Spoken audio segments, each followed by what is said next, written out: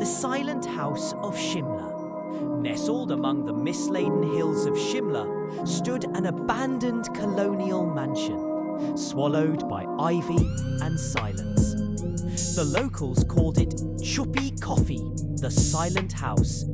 It hadn't seen a living soul in decades. Not because no one dared, but because those who did never remained the same. Legends clung to its crumbling walls like cobwebs. Some said they heard a piano playing at midnight. Others spoke of a woman sobbing endlessly from the basement. But the most frightening tale was this: those who entered never came out sane. It was this exact tale that intrigued 5 adventurous college students: Rohit, Maya, Saurav, Isha and Karan, who were on a vacation from Delhi. Bright minds, curious hearts and firm skeptics of the supernatural, they dismissed the warnings as local folklore. Determined to prove it wrong, they ventured into the house one foggy evening, armed with torches, snacks and bravado. At first, it was nothing more than an old house. Creaky floors, dusty chandeliers and broken furniture.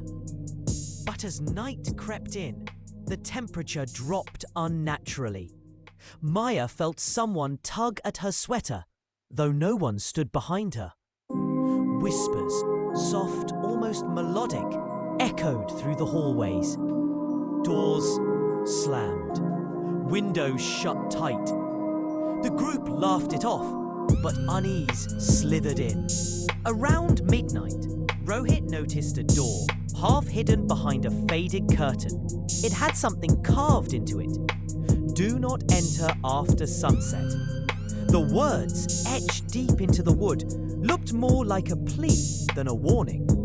Compelled by something strange, Rohit insisted on going in.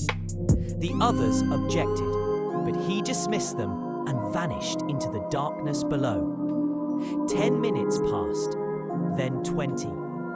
A scream shattered the silence.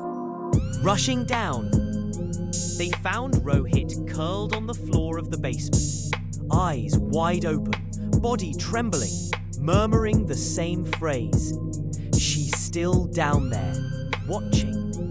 No one else was visible, but all 4 saw it. Just for a split second, a woman in a white dress, pale and expressionless, floating near the wall, her feet inches above the ground, and she was smiling. They dragged Rohit out and fled the mansion. Back in town, they took Rohit to a hospital. Doctors said his mind had suffered a psychological shock. He never spoke again. All he ever did was whisper to himself and stare blankly into space. The others tried to forget, but nightmares haunted them for years. Weeks later, they met an old caretaker who once served the mansion's British owner. He shared the dark history. The officer's wife, Eleanor, had discovered his affair and, driven by grief, hanged herself in the basement. Ever since, her spirit was said to remain trapped in sorrow and rage, especially toward men.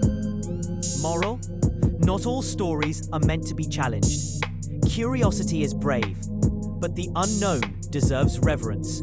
Some doors are locked for a reason.